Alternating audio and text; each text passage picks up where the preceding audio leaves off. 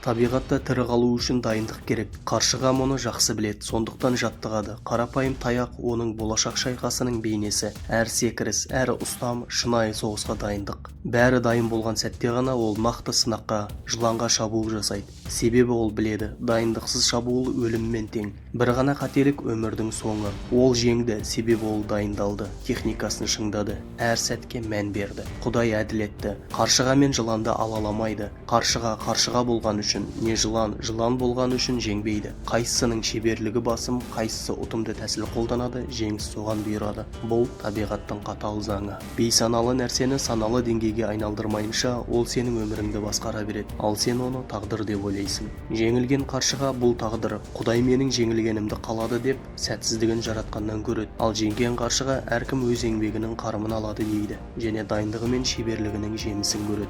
Демек тағдыр әрекетке байланысты жазылады. Жеңіс пен жеңіліс адамның дайындығына тікелей тәуелді. Бастарыңа келген ауыртпалық қол істегендеріңнің салдарынан болады.